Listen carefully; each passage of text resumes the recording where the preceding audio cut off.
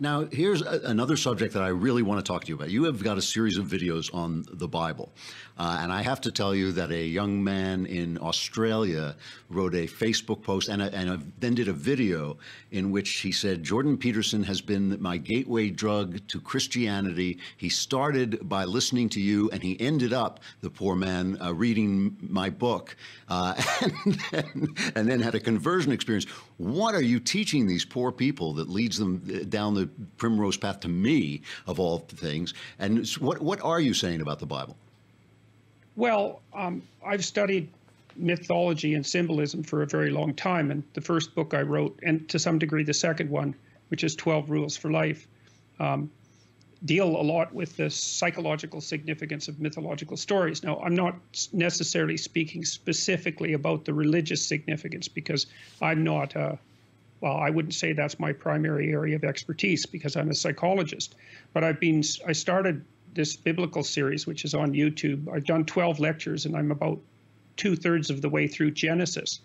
I'm trying to make a case for the ethos that's laid out in the narrative structure of the Old Testament, and then eventually the New Testament. And what I'm arguing for is the importance of the idea of logos that saturates the biblical texts. And logos is the power of communicative speech, and it's given a world-shaping form in the biblical stories. So God, for example, creates order out of chaos at the beginning of time with speech, and that speech, that communicative, honest, truthful speech, is also associated with the figure of Christ, who's the redemptive figure. And so from a psychological perspective, one of the ideas that's being put forth is that human beings who are made in the image of God, let's say, participate in the process of creation in a positive way when they use truthful, responsible speech, because that shapes the potential that's in front of us towards the good instead of towards hell, essentially. And so that's the case I've been making. And that idea emerged out of an underlying narrative structure, right? It wasn't explicit and philosophical to begin with. It was acted out in drama and ritual. I also talk a fair bit about the idea of sacrifice, which is a big concept, a major concept in the Old Testament. And from a psychological perspective, the significance of sacrifice is absolutely overwhelming, because to discover sacrifice is to learn that you can give up something of value in the present and gain something of greater value in the future. And that's really the discovery of the future, and it's the discovery of responsibility and of reputation and all of those things. So the whole idea that you could alter your behavior in the present in a conscious manner so that you could make a bargain with nature, fate, and mankind was embedded in the idea of sacrifice. And that's something that's worth thinking about for like 10 years. It's an unbelievably brilliant realization, and it's something that's only really characteristic of people. So, you know, a while back, I noticed that I started to read a lot of books by intellectuals and professors that made the following. I'm thinking of books like Education's End by Anthony Kronman over at Yale, and Why We Should Call Ourselves Christians by Marcello Pera, I think he was a senator in Italy, and Whatever Happened to Modernism by a terrific critic, Gabriel Josipovici. And all of them were started to make the same case from different places. But the case was basically this, that Christianity is the underpinning of or Judeo-Christianity, if you like, is the underpinning of our civilization. Without it, our civilization would collapse. But they couldn't quite grasp the nettle of belief themselves. And when I listen to some of your videos, I sort of hear that same position. Am I right in that, or am I making a mistake? Well, elaborate a bit more. You mean with regards to like explicit belief in God? Yes, explicit belief in God and in Christ, in Christianity specifically, I think. Well, I think it depends on what you mean by belief, at least in my case. And I wouldn't say that I've necessarily got that completely sorted out in my own mind, which is partly why I'm doing these lectures. Like, I'm doing the lectures to figure out what I think. So, you know, I'm figuring it out as I go along, essentially. I'm doing a lot of background research.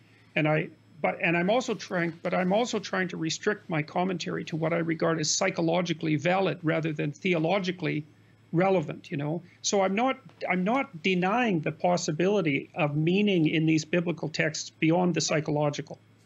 But I don't feel that I have the expertise to comment on it beyond that. Now, I do know, and I have made this case, the case that human beings are capable of profound religious experience, and that we even know how to induce those experiences, is overwhelming.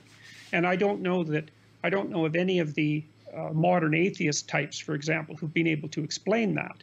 So it's a very difficult thing to explain. And there's common patterns of religious experience across cultures.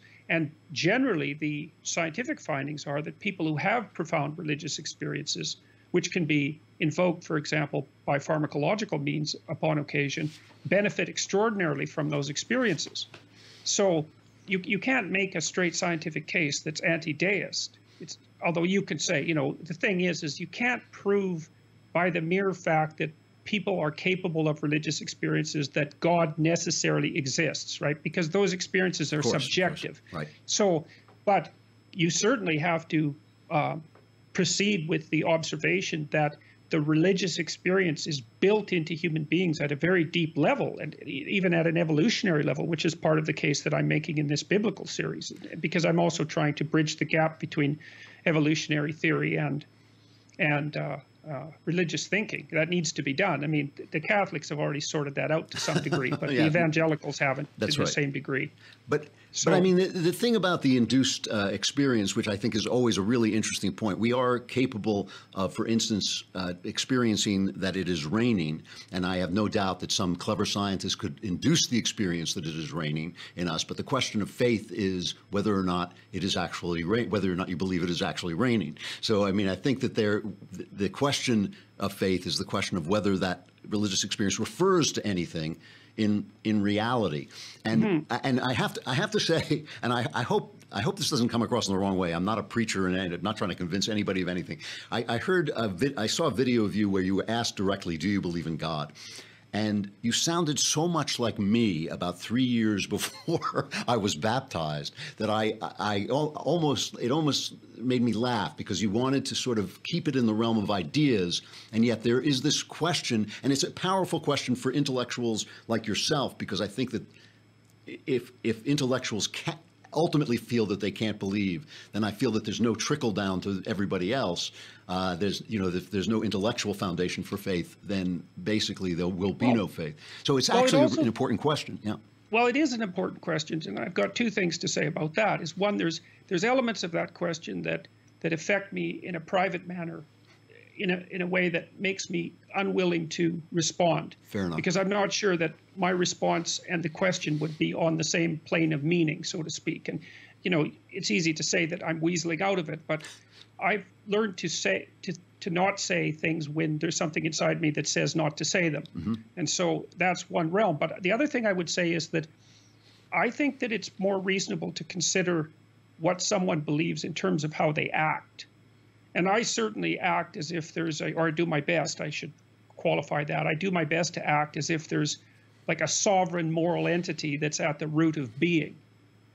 And I think even if that's only true in a psychological sense, that doesn't make it trivial by any stretch of the imagination. That was part of Carl Jung's observation, right. Because he thought of internal psychological unity, psychological and physiological unity, so the unified mind in a unified body, as something that was an approximation to the self and also to Christ, which I think is an extraordinarily interesting idea, because from a psychological perspective, you can think of Christ as the perfect man. Now, he's also represented as a union of divine and human, but I think that people are a strange union of divine and human. And the divine part is part of the fact that we have this capacity for religious experience and for transcendent experience, and that we're actually conscious, and that our consciousness seems to have a world-creating form. And those are all things I'm certain of. They seem very, very solid. Now, what exactly that implies, I can't say, because I can't understand it. There's an indescribable relationship, as far as I'm concerned, between consciousness and being. And I don't think that materialist reductionists have dealt with that issue at all. Right. Now, there's serious philosophers who have, like Heidegger, for example, and serious psychologists like Jung who've also dealt with it. But we have no idea, for example, how the brain produces consciousness, and we have no idea what the relationship is between consciousness and being itself, and it's something that even perplexes the physicists. So